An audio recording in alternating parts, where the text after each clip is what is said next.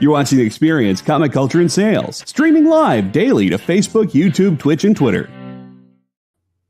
Hi, everybody. This is Miss Jen, and this is Talkin Shop, and we're doing things differently today. We're getting crazy up in here. We have local folk in the building. I'm actually here as a person. This is as live gets. Yes. See you guys in a second.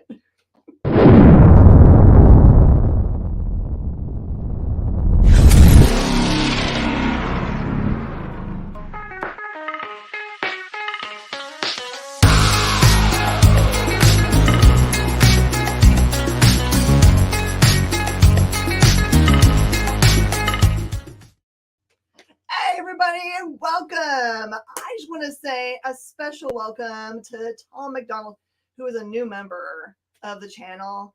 That is awesome. We love it so much. John Spilios is on. What's up, Mr. S? We as a channel only exist because you guys are supportive and share out that you're watching us, and you give us likes and you give us warm fuzzies that way. We appreciate it very much because, you know, we're going to keep showing up and doing this stuff because we love doing it. But it's way more fun when you guys show up and tell other people to show up. Hey, Brainy Singh is here. Belcom? What does that mean? Explain. We are being broadcast right now on YouTube, Facebook. Occasionally we'll see people comment from Twitch. And we're working on getting a bunch of other stuff put on too. It's because you love us. See, and by the way, John is also a member of the channel. It's part of the support team for us. We are so thankful. Okay, so you guys have noticed there's something different. There's not a mannequin sitting next to me. This is actual person. I'm a real human. I'm a person. Humeniuk. Hello. So I've known Ben for a long time supporter of the store that we're sitting in right now, Space Cadets. And so much supportive that I've known him for a long time just as a teacher. And he has a really cool club at school. You guys want to tell everybody about the club that you have to get the kids excited about comics? Gosh, and that's not hard because they're reading them so much, y'all. Like, I'm here to tell you. So I'm an English teacher at the local high school. And one thing I see a lot is that kids are just reading graphic novels, they're reading manga, they're reading webtoons, like they're into that for choice content. And a lot of kids want to make it. So we started a comics club back in, I think, 2016 or 17, just as a thing that ninth graders were doing. And it eventually spread to like the upper levels of our school as well. But we create an anthology every year that we take to a local comics convention. So this year we'll be back at Comic Palooza with original student created art. They take commissions, they kind of get a ground level view of what it looks like to work in North American comics so they can know where to go with that industry as they get older and start pursuing that into college. It's the kind of thing I wish I had when I was younger. Mm-hmm. And so they get to chase that, which is really fun. I'm trying to think what clubs we got to put together. I think our biggest success as part of clubs is we had a chess club. And I grew up in a little small country town, so we got a Bible study together. It turns out if you have a teacher that will support a club, then you can have a club. Mm-hmm. And that was my jam. I'm a Bible nerd. Mm-hmm. Sorry, y'all. Bible nerddom is cool. Mm-hmm. So having a teacher that is willing to stand up and say, I understand what you are interested in, and I support that, and I want to encourage it, is so important because when you're young, you're kind of like trying to find your way in the world. Yeah. And having a teacher that's willing to go to bat for you is like the best. Hmm. How did you become an English teacher? Does that like always be your passion, teaching, or is this something that just kind of like happened in life that just ended up being the best thing ever? Yeah, I think it was a little bit of the happenstance kind of thing. I remember I went to college, and my freshman year, I could go in at that point undeclared. Mm-hmm. And I had a professor, an English professor, who kind of called out like, hey, like, you seem interested in this material, like you seem to contribute well, like, would you want to pursue this as a major?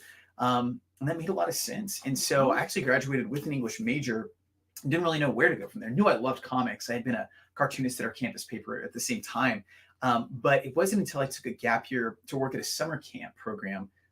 And that was just about like learning nonprofit and kind of learning ministry type stuff, talking about Bible studies. It was a Christian camp that I really was like, well, I mean, I like working with young people, and with literature, like English teaching might actually be the direction that I need to go. So it took a little time for that to come together, but once it did, it was, it felt like the most satisfying way to use my energies, right? Because mean, you probably see this at the store when young people Yeah. come in and engage with stuff, like they get excited. That gets you excited. There's like this perpetual emotion loop out of that. It's really awesome.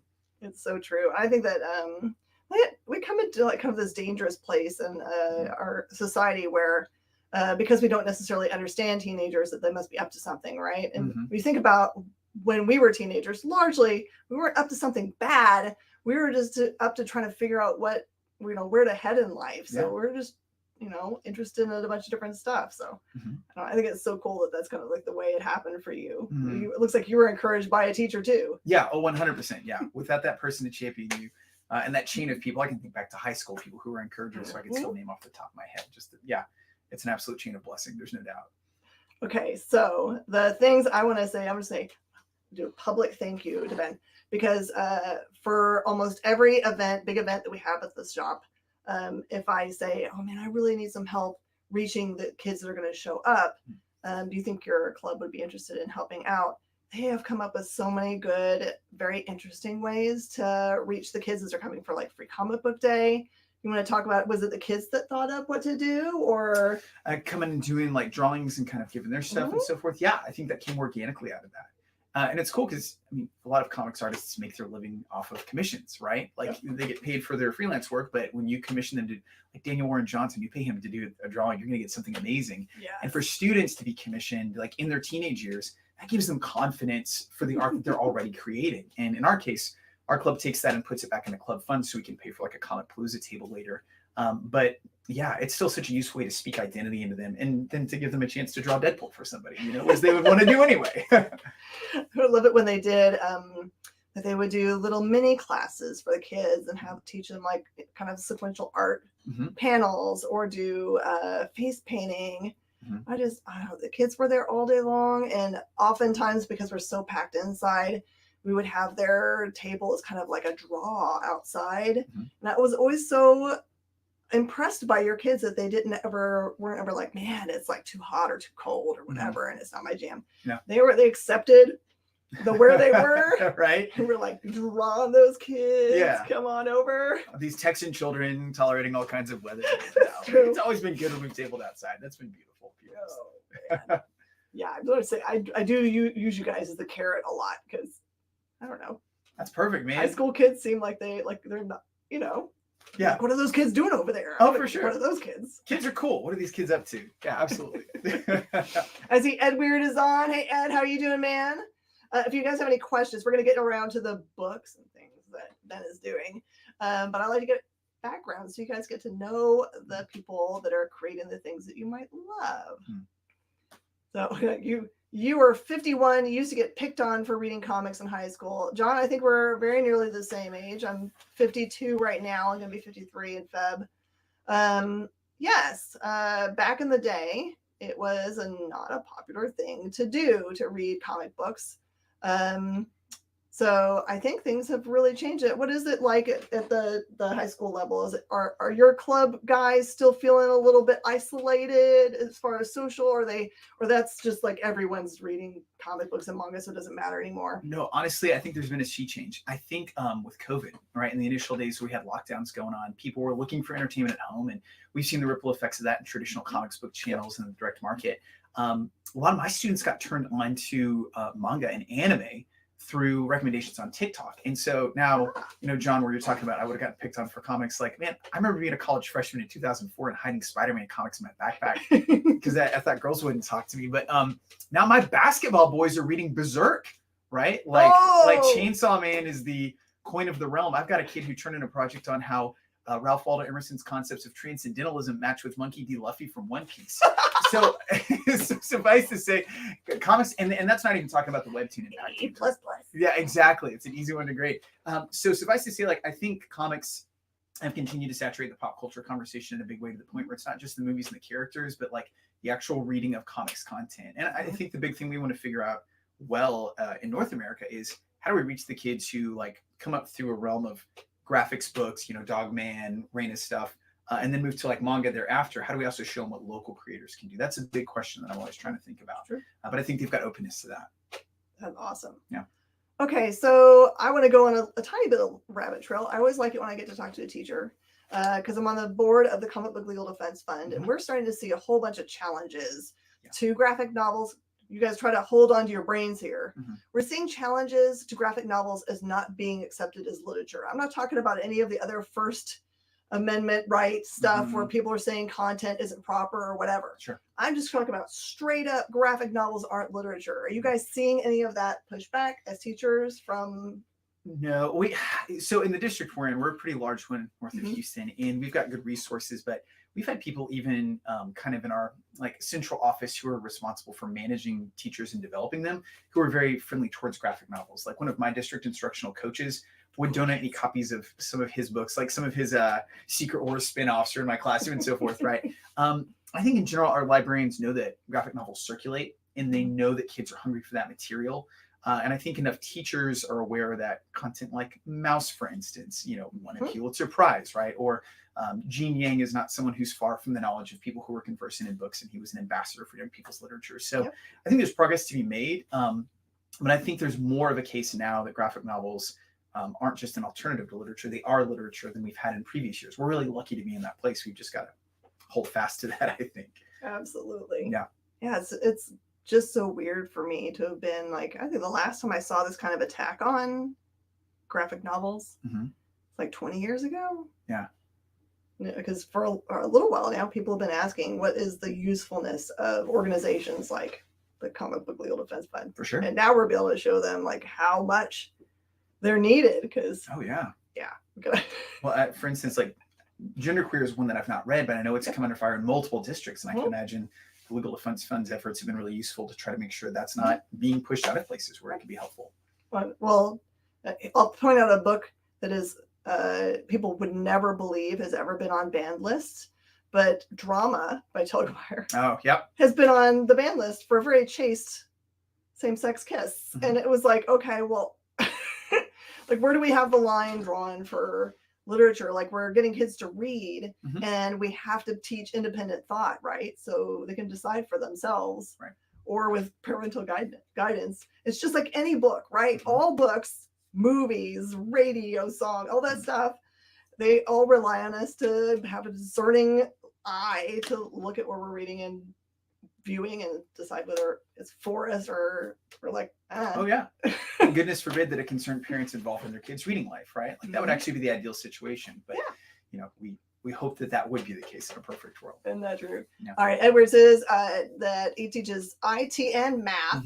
Haven't personally experienced anything like that, but you would think anything that gets someone wanting to read is a good thing. Absolutely. Yeah, I tell parents all the time, they would say things like even for like Pokemon cards and that kind of stuff. Like, I don't like Pokemon cards, it distracts the kids. I'm like, I'm sorry, but my kids learned how to read from Pokemon cards, learned first math from Pokemon cards, and strategy and good sportsmanship. And I said, all those things put together, I'm like, I don't know how I can say Pokemon is bad. No, man. My brother-in-law, this is telling maybe too much. My parents-in-law were a little worried until they realized he could do all 150 Pokemon in the Pokérap. They're like, oh, he's just fine. Like he's just bored. He doesn't have problems. He's fine. I can remember for a long time when my boys were probably my oldest was maybe 8. So the youngest was 5, just learning how to read. That they had memorized all of the cards that were up until then. So we're say Diamond and Pearl, why not? Wow. And I would just like quiz my kids. I'd be like, hey, what's Charmander's card on it? They'd be like, oh, it has an HP of this. And here's the thing. And then it would go down like, and its first attack does 20 and it's word to word. It also teaches memorization. Oh, that's flashcards right there. That's amazing. That's awesome. About getting your books into libraries? Oh, yes. Oh, heck yeah. That's my man, Peter, who runs Comicer LLC, which publishes Waking Life, which is right back there. My first graphic novel, my solo graphic novel. So that is exciting news, Pete. I didn't know that, and that's so cool to hear. Right. So how did you hook up with Comicer? Like, tell us what that is. Yeah. So Comicer is a press originally based out of Austin, Michigan, and Pete is the owner and the operator of the press. And I submitted a Comicer back in 2016, wanting to create a webcomic based on some of the little Nemo concepts that Winsor McCay had originally come up with in the early 1900s. And they said yes. And the first volume of Waking Life came out in 2018. And I think the second volume is completed and ready for print when that next run happens. So we'll be looking forward to that in the near future. That's awesome. Yeah. So I think when I first met you, that was just getting done. I think that's, it was before that came out. So around like 2017, early 18, I think. And then you had those the smaller books that also had like kind of like they encouraged kids to do a thing instead of just being like, I'm going to read a book about a thing. Yeah, it was a series of science project graphic novels. They were called Magnificent Makers, and each book had a project kids could do at home, and part of the book was dedicated to the characters walking you through how to do the project, but also realizing that just being told a project can be boring. We try to craft a story around that where the kids creating the science project would solve a mess they got themselves into. So there was a little bit of a sitcom value to it.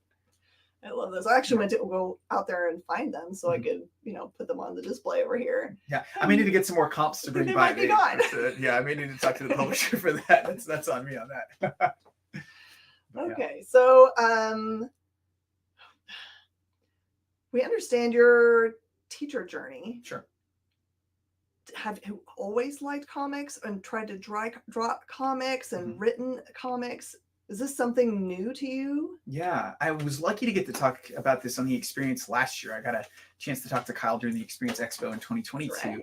Right. And I was looking back over this, but my origin story is really in 6th grade. I had friends bringing Toy Fair magazine. You remember Toy Fair? Oh, so much. Sister to Wizard. Oh, yeah. They had these Fumetti comics where they would have Mego characters doing stupid stuff. Twisted Mego Theater, which became Robot Chicken, right? And just the pop culture footprint. Exactly. I loved those. And for some reason, I really just got excited about Spider-Man from that. And so I started hunting down Spider-Man comics in the 6th grade. I did like a class project on Spider-Man. I was like keeping track of issues on note cards.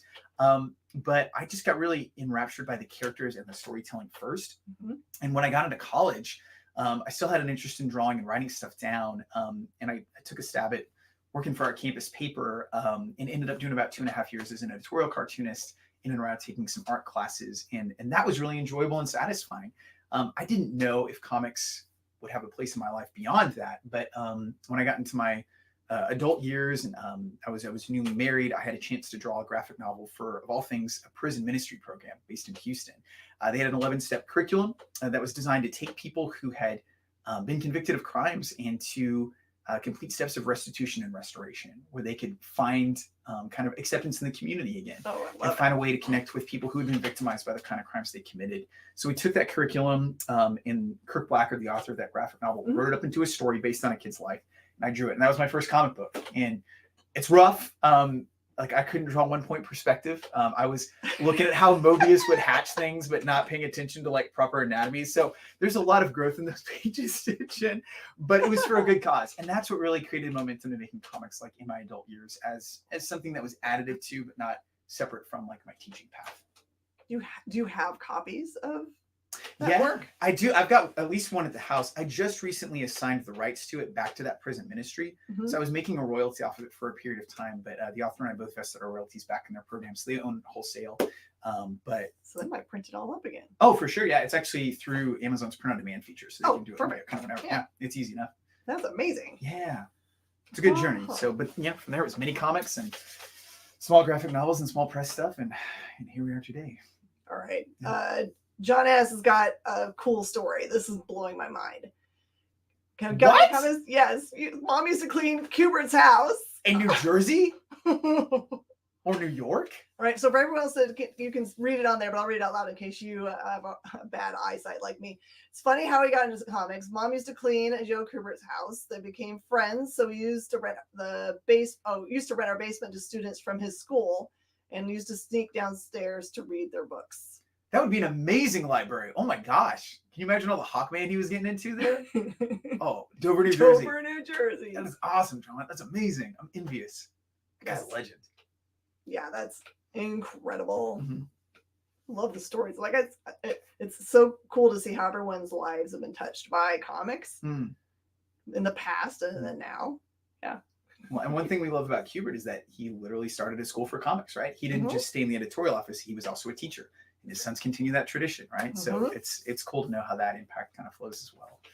Yeah, I got to talk to Emma the other day. It's amazing. My brain exploded a little. Holy smokes. Yeah. Was it about some of her Frank Miller stuff? Yes. Oh, that's awesome. Yeah. Got to talk about hers is Pandora, right? I think that's right. Yeah. I'm gonna have to tap your brain on that one. I'm really interested. That's a whole exciting one. It's good stuff. Okay, so talk about Waking Life a little bit. I remember when you released it. We had a cool little signing here. Yeah. It's an interesting size. Like, how did you decide the digest size for it, for one? Yeah. And it could be as simple as money. I think because it fit nicely with the size that we were seeing with Tankobons, with manga format books, right? Like it would fit neatly on the shelf next to that. And it's got a profile for a middle grade reader, which would fit nicely with like kind of young shonen or shoujo type stuff. But Waking Life is really about a kid who wants to be an animator, right? Like he's obsessed with Pixar films, and, DreamWorks movies. And he wants to get an internship as a high school student where he can go to an animation studio. But he's had this imaginary friend for a long time that he started to grow apart from. He literally sees her in his dreams. And she really exists as an entity in a separate dream world. And as he starts to outgrow her, she decides that she's not down for that. And so she comes here to reinsert herself into his life as he's trying to accomplish this big project, which opens up this rift between the dream world and the real world that creates a whole host of issues for both of them. So it's a little drama, it's a little fantasy, it's a little comedy, but it's really a story about friendship and how we need people to help us create. Everyone's sharing their stuff. Sean Butler shows up. Hello, Sean. Kenneth Bird is in the house. You can ask questions if you like. I know we're going to get to his book that's actually releasing this week. We've got distracted by all the fun stuff. Yes. Edward says his dad bought him his first comic when he was 4 or 5, early on.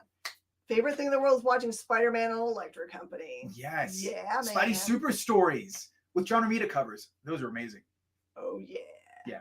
It's perfect. Okay. Oh, yeah. You met Ben at the first free comic book day. Sean, that's right. That was a long time ago, man. Thank you for doing that. Yeah. So Sean's part of the family of Jenna and Jay. They're all part of the same place. Best thing is Michael Chen was one of the students who lived in your house and is now the dean. Oh, the Kubert School. I think that's what John's talking about. Yep. Oh, wow. That's awesome.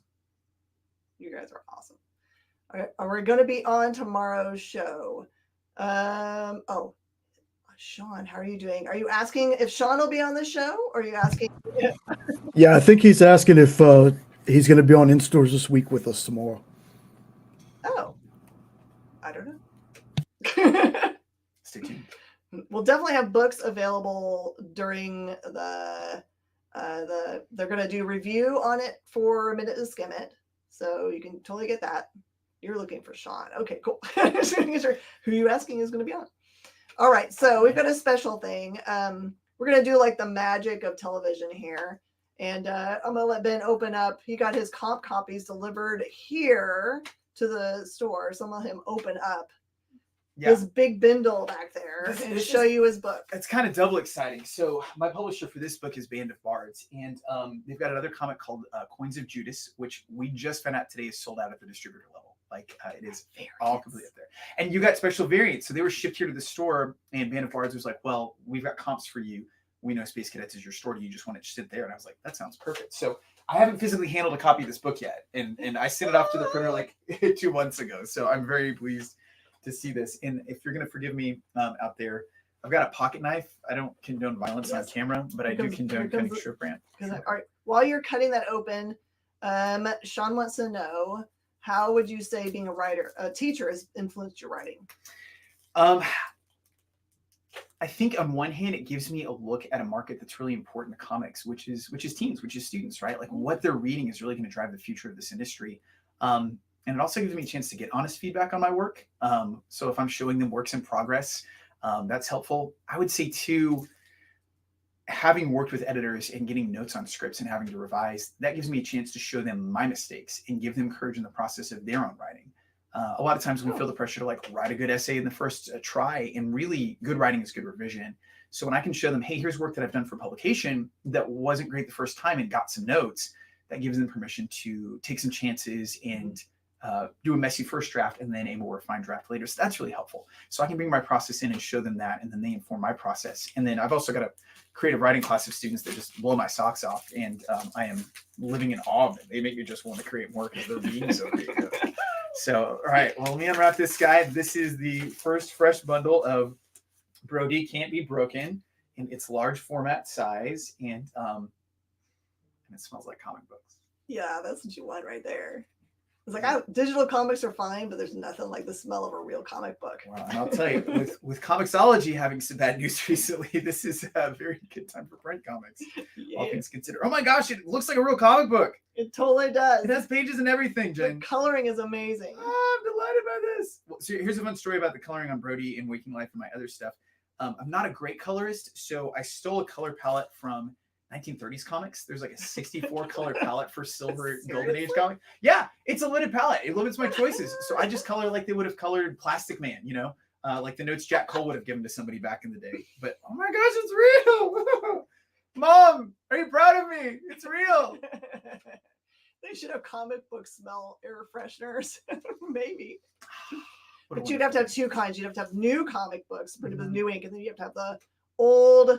If you stick your nose in the middle of a good acidic old school book, there's nothing like it. Some yellow newsprint. Nothing like holding a comic book over a tablet.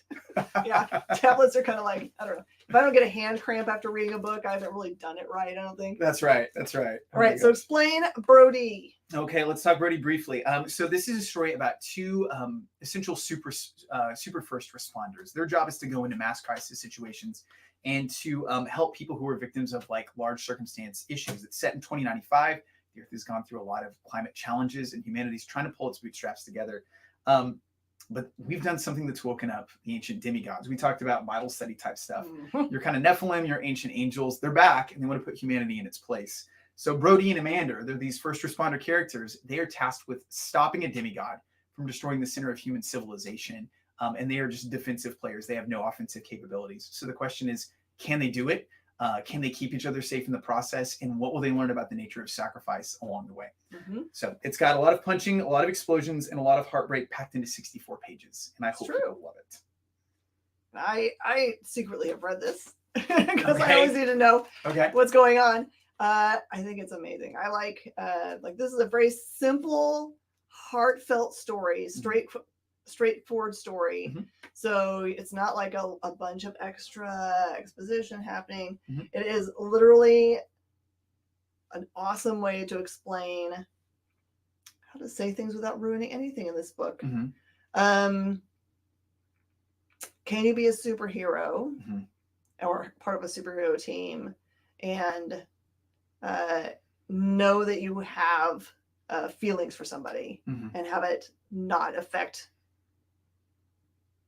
whether you do a good job or not? Yeah, I think it's not giving too much away to say like I've kind of lied about this comic. I'm like selling it as an action book, but it's really a romance comic. It's a romance comic. It's got a lot of punching, like almost all punching, but it's really a romance comic at its core. There are kisses, but you have to read it to find out where.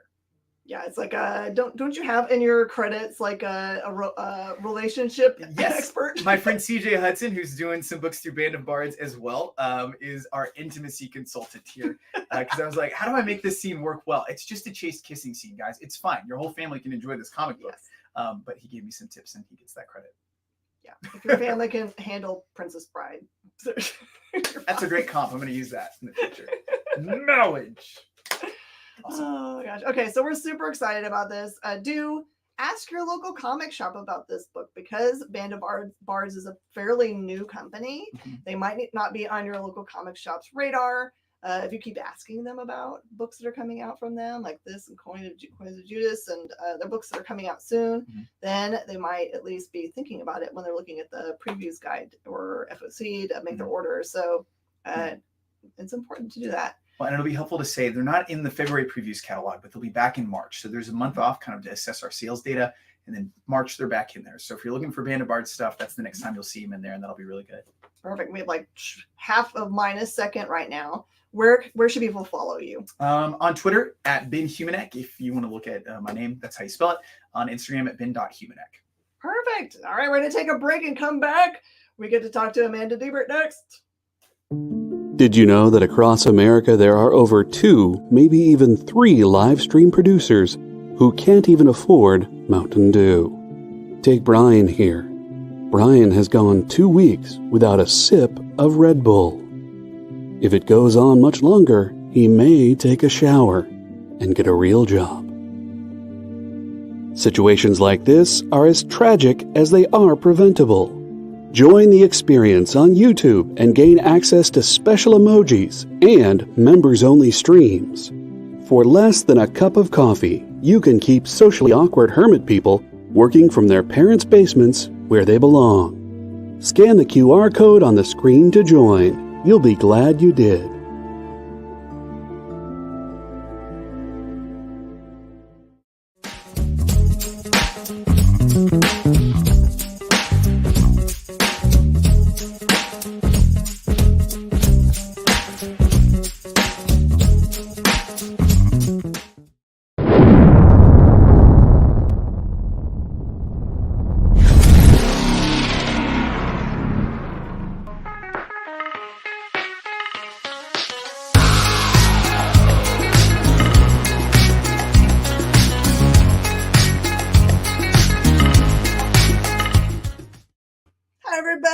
Welcome back.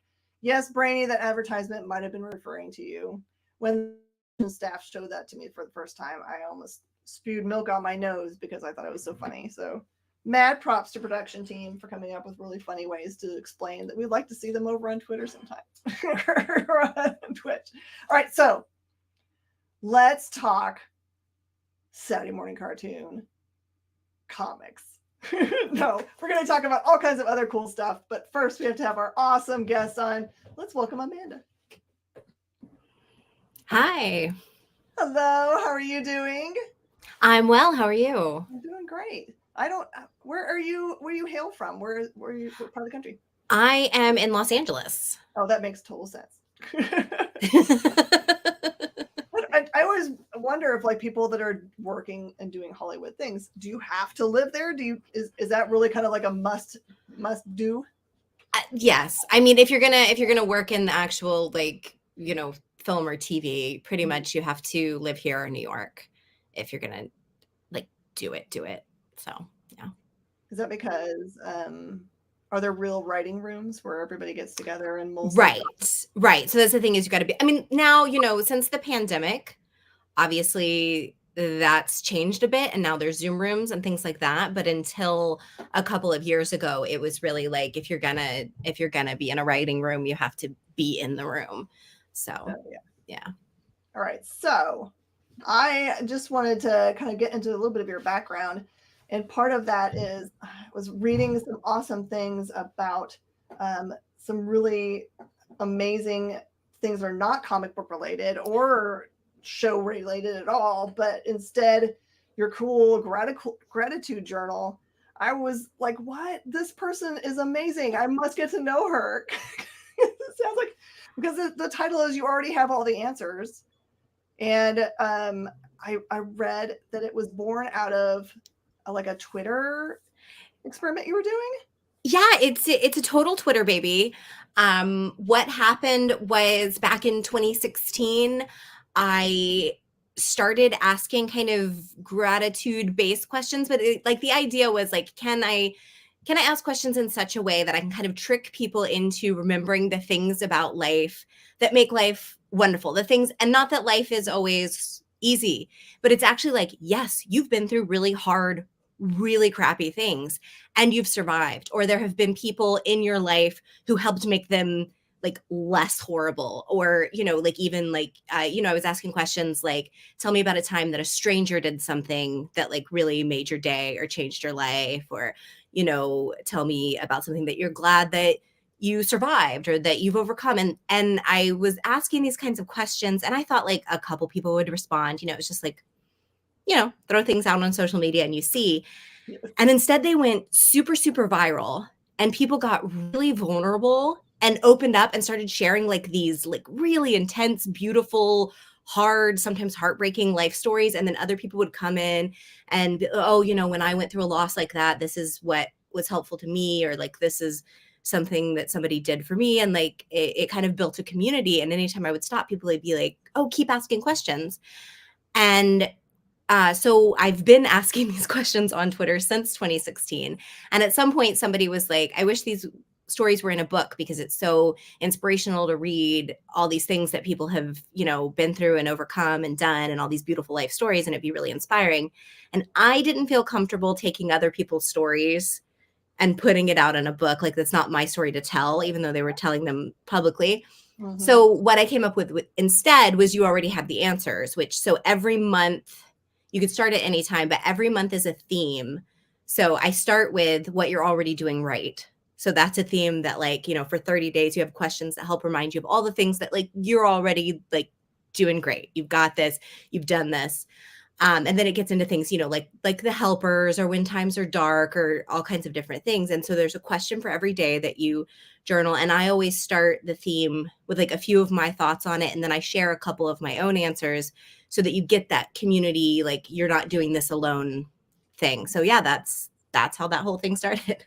So did you start them to have just like for just your friends to have like little conversations, or were you in your own life needing some more positivity, or hoping for positivity to pour in? I mean, I think I was just thinking about, it was November. It was the 2016 election season. So, like, things were really volatile. People were very emotionally charged. And I was thinking about, like, gratitude in general. And then I was like, but nobody really cares if I post a list of, like, the things I'm grateful for.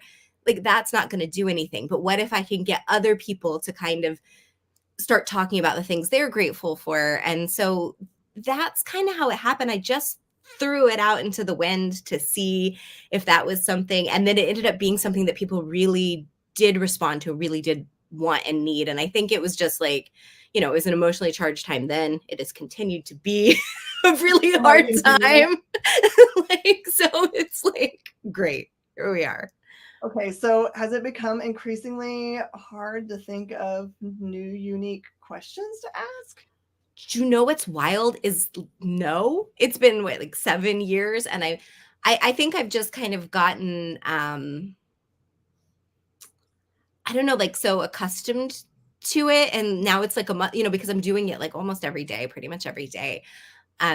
So it's an interesting skill to have, like, kind of accidentally developed.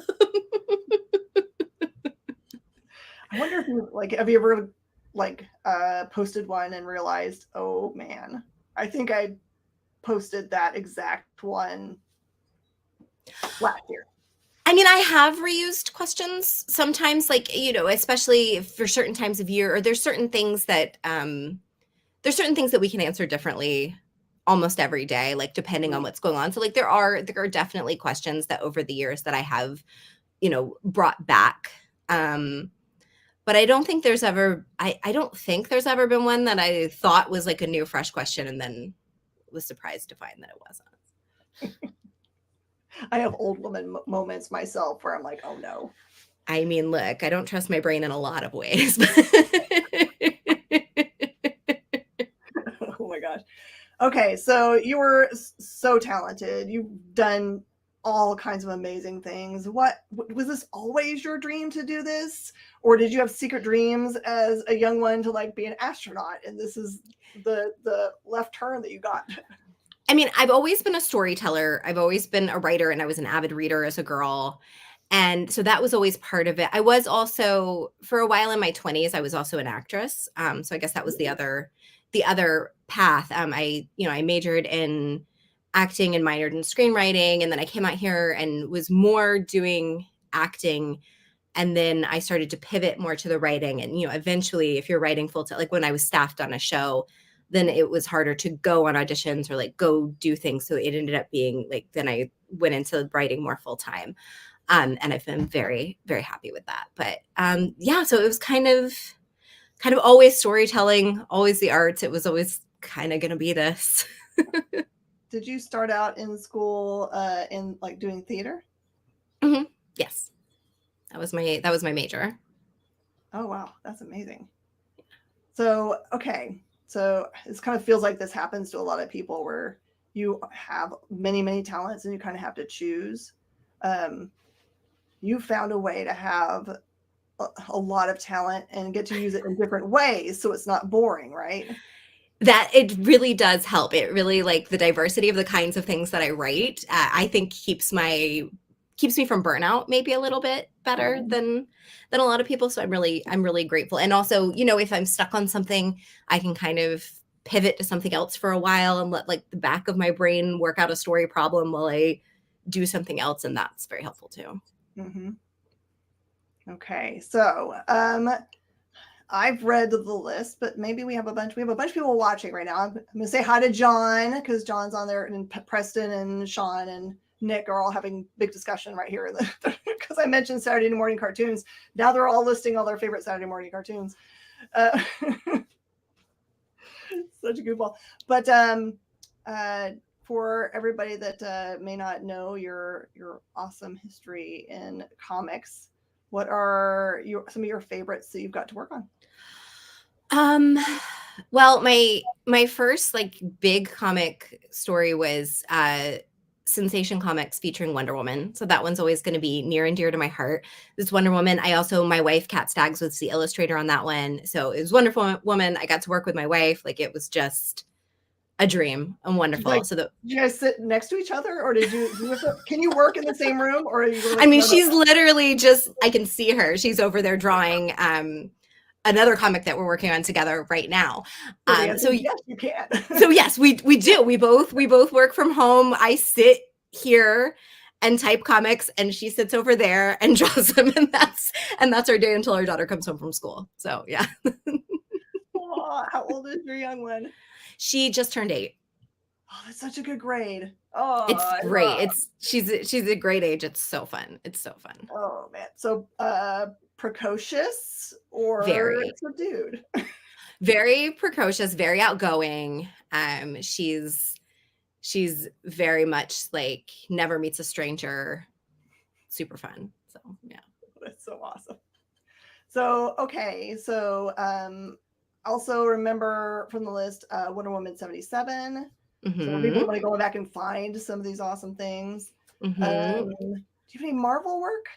I actually finally can say it. Yes, I just wrote my first ever for Marvel and Scholastic. It's a Rocket and Groot graphic novel that will be out I think next year, or yeah, I think it'll be out next year. So I'm really excited about that. I hate to tell you this, but Scholastic is the way to your first billions of dollars, I think.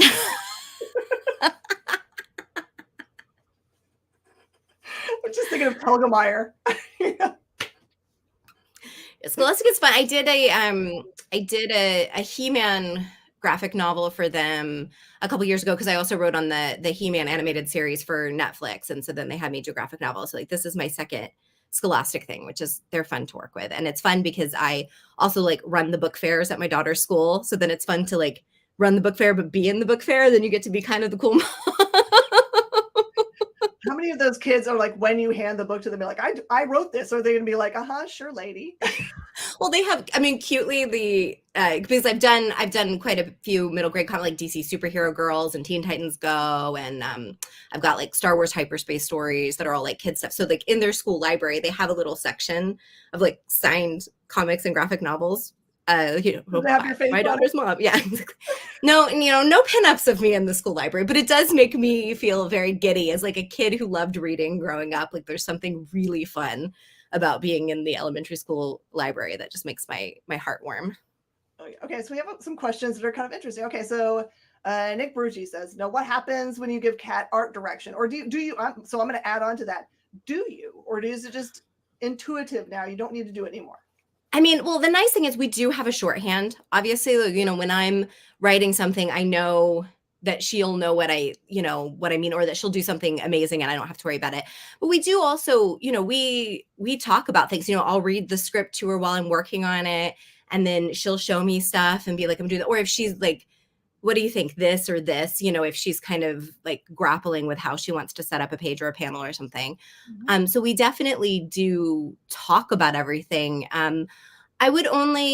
It doesn't really happen that I would need to. I mean, the only reason I would give notes is if something wasn't clear for story, like, don't forget that this item has to be visible on the panel because it's like a clue for something else or whatever. But luckily with Kat, that doesn't really happen that often. So yeah, it's actually, I know it seems like it might be kind of hard to work with your spouse and also work from home with your spouse. I mean, we're together all the time, but the truth is we work together really well, and it's kind of nice. I actually have interviewed quite a few people that they're married to another creative spouse that work together all the time. And there must be something maybe about what you're doing when you're creating things that makes it easier and less, like, I don't know, maybe when you're both creative people, then you're, like, get along really well. Yeah, I think so. I mean, it's not that we never have any disagreements, but it's never about work. Like that's never like a source of any kind of like marital strife. So that's nice. All right. So here's something you guys can fight about, because there's a question in the question here is from Brainy, who owns a store in Northridge, California. It says, most important question, triple chocolate cake or chocolate cheesecake? I'm going to go with cheesecake. I'm a cheesecake person. Oh, okay, there you go. I don't know how he came up with that. I thought he might have had some secret information that is just like everything is chocolate about you. I mean, if so, that would be news. I mean, I enjoy chocolate, but if he has secret information, I don't have it. Preston asks, what would you like to do for your next project? Well, that's a great question. There's a creator-owned project that I'd like to find the time to work on, that I'd like to do with my wife. And it's really about, I mean, luckily we both have a lot of projects and a lot of deadlines, which is a great thing. So that's probably going to be a minute. We do have an upcoming horror comic series that we're doing with John Carpenter and Sandy King Carpenter for Storm King Comics that will be out later this year that I'm pretty excited about. And I really do like doing like the horror comic stuff. So anytime I get to do more of that is pretty fun. If our viewers out there have never read any of the Storm King things, anything that starts with the word John Carpenter, they are all amazing. They're usually little short runs of like 4 to 6, and they come out, I would say, fairly slowly. So you got to definitely add them to your pull list. But I have never read one that I didn't like. I especially liked, I think there was one called Red that was just killer. So yeah, definitely add it to your list so you don't miss that project when it comes. Do you have a name for it yet? I haven't, it's not been announced yet, but we also do, there's John Carpenter's Tales for the HalloweenNight that we do every year. That's a collection of, horror shorts, and Kat and I have done, I've done 7 of the 8, and I think Kat's done all 8 of the 8. So yeah, wow, that's fun too. Incredible. Yeah. All right, so we're here to talk about the book that is coming out this week that I'm very excited about. I think Dynamite's been super smart about picking up a bunch of things that we all love, but haven't seen around for a little while. And Darkwing Duck is one of those things. Did you grow up watching Darkwing Duck? I did. And so did my younger sisters. So it was like when they were like, do you want to do Darkwing Duck? I was like, absolutely. Let's get dangerous. So it was really fun to go back and revisit that world and rewatch all the episodes to kind of, remind myself of the voice. It was fun. Was there anything when you went back and did all that research? Was there things about the series that you had totally forgotten about? Was it as appealing, or did you look at it and say, okay, well, this isn't as good as I thought, or it's better than I thought? I mean, there were definitely things that I had forgotten about. And also because I'm like looking at it in a much more intense way than just like as a kid watching cartoons, and, because I'm going like, okay, well, that's an interesting character and I can use that. And, so it's just like, it's my brain picking it apart in a much different way than when you're just a kid having a good time and watching cartoons. So but it was fun. It was a really fun thing. And, my daughter has this really skewed idea of what work is because of what her moms do. So I'll be like, hey, mommy has to binge watch Darkwing Duck cartoons. You want to do that with me? It's for work. So did you become like experts at all the things that you get to work on? Like, I'm sure it's the same for when you write for TV, that you're like, okay, I have to go back and watch what's come before. Yes. It's like, I mean, as long as it's age appropriate, anything that's kids content, then I watch with her and it's really fun. There's some things that we can't, but yeah, she just has this very funny idea of like, mommy watches a whole bunch of cartoons and then gets to like write stories about the cartoons, and mama watches movies and draws pictures all day, and that's work. Everyone's all making they're trying to like poke at Nick to see if there's other stuff coming that we don't know about yet. Brainy's asking, are you working on DuckTales and Tailspin as well? And then Preston said, as Rescue Rangers next? So I think everyone's having fond remembrances of all of those. It's things so that came about at fun. the same time. Rescue Rangers would be fun to do. But yeah, unfortunately, right now I'm only working on Darkwing Duck. If anybody wants to tap me to do any of the other nostalgic things, I'm definitely game. I enjoy doing the throwback stuff. But yeah, right now it's just Darkwing. It's all about Darkwing. Mhm. And so I think Preston asked earlier, what drew you to Darkwing Duck? And I don't know if he means to work on or if he means as a kid watching it. Well, I mean, luckily, as a kid watching it, it's the balance of like the humor and then the fun, like, you know, actiony, detective-y, comic-y kind of thing. I mean, you know, it's such a fun, like, because it's parody, but it's also just like doing the thing. It's a delightful, fun, funny show. And I always love anything that leans into the humor of anything, you know, parody humor, like the idea that it kind of is like a Batman in the Shadow kind of spoof is very appealing to me. And something that I like a lot and hopefully played with well. Mm-hmm. Okay. Oh, this is a good one. Everyone's after some inside information today. Oh my goodness. Sean asks, are you able to say where or when in the Darkwing Duck universe the book starts? I will say it kind of is it's around the end of the television run is where I would place it. Without getting too specific into like what happens or whatever, I would say that's around there. It's, you know, Darkwing Duck is fully, it's not a reboot. It's not a new origin story. He's fully who he is from the jump. I'm sure everyone right now is like using their Googles to find out where Darkwing Duck is streaming. It's on Disney Plus. Oh, there you go. I know, because I reference it all the time. I go back and like, wait, what happened in that? You know, so. The producer says that Jim Cummings is one of the many voices of their childhood. Mm-hmm. Mm-hmm. Mm-hmm. Oh, yeah. Like how Nick just posted the word tails. We don't know what that is. Is that a hint? Tails. That's all you get. Tails. Oh, my goodness. So for the series, is it an open-ended series or?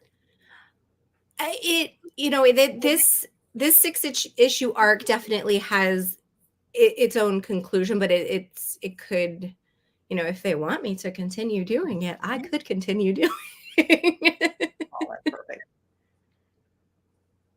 Okay, so John just asked the same question that I did. That's awesome. We're all thinking the same way. Way to go, guys. And Brainy asked, does the book take into account the new DuckTales and DW being only a TV show? Not really. There are some crossover characters that, you know, as you know, in those Duck verses, there are crossover characters, and some of those appear in the comics as well. I had forgotten that. Now that opens up the world. Mm-hmm. You know, people got very excited to see Mira Allison in the little preview pages that came out. So I can say that because people have seen that. But, yeah. Okay, Sean's got a good question. You guys are asking good questions today. Thank you. In writing Darkwing, what have you discovered about the character that makes you like them more? Oh, that's a nice question. I really leaned into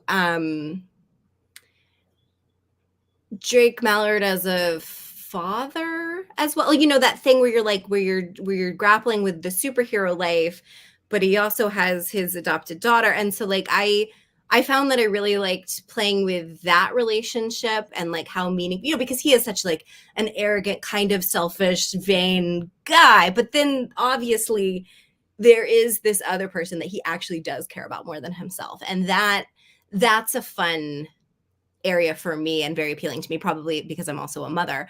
But that's something that I really enjoyed specifically like delving into in this run. Oh, that's awesome. Oh, Brainy asks, who's your favorite character to write? I'm assuming he's not just asking about Darkwing Duck characters. I mean, it's a great question overall. I say in Darkwing Duck, I really like Morgana Macabre. She's a very fun one. And then I will say, like, in the universe at large, that becomes a harder question. But I had a really good time with Rocket and Groot. I like, and the same thing when I was doing like Teen Titans Go, like when I get to really lean into like the comedy, the zany, like just these kind of worlds and characters where anything goes, like you can have the craziest idea and that's perfectly fine. And you can write it in there and that's fine. And then the next thing you know, like, I don't know, Rocket singing a sea shanty and dancing on a TikTok, it could literally just be anything and it doesn't matter, which is fun. Oh, yeah, I'm so happy about that you can just kind of use whatever you want to make a story amazing. Mm-hmm. Brainy says Morgana rocks. You must have picked his favorite. She's a good one. A comment is, can't wait to travel back to St. Canard and see what you've created. I'm excited about it. I'm excited that it's finally here, when you start working on something and before you can tell anybody about it, and then you're sitting on it for so long, and then it's like, I feel like it's been months since it's very exciting that it's finally coming out on Wednesday. Oh yeah. So what's wonderful about your body of work is it's really like anybody that their family has different age groups or friends that they want to get attracted to comic books. Then you've got work and just something for everybody, really. Yeah, I just got my comps yesterday for DC's Harley Quinn Romances, which is, play on the Harley Quinn romance with the gorgeous covers. Oh my God, that look like the old romance. I'm just obsessed with the covers. But yeah, it's just, and then there's also like Darkwing coming out. This, it's all kinds of different things. That's amazing. All right. Where is the best place for people to follow you? It sounds like Twitter if they want to answer your awesome questions. Yes. If you want me to probe deeply into your life, follow me on Twitter at Amanda Deibert. But I also, post comic stuff and ridiculous things about my life. And I Twitter is my favorite way to procrastinate while I'm writing. So I'm on it all the time. And then it's also Amanda Deibert Official on Instagram. I'm on TikTok figuring out how to TikTok at Amanda Deibert. So, there's various places. Oh, that's perfect. Well, I just want to tell everyone it's not too late. Go to your local comic shop and let them know that you want to add Darkwing Duck to your polls. It helps them very much. It helps Amanda to know that she's doing a great job. And you should buy an extra for a friend because be a good friend. Thank you so much, Amanda. I appreciate your time so much. I know you've got a lot going on, and we love everything you've done in the comic book industry. Keep on going. We'll keep reading and enjoying all your good work. Thank you so much. This was fun. I appreciate you. All right. Thanks, everybody. We'll see you guys next time for Talkin Shop.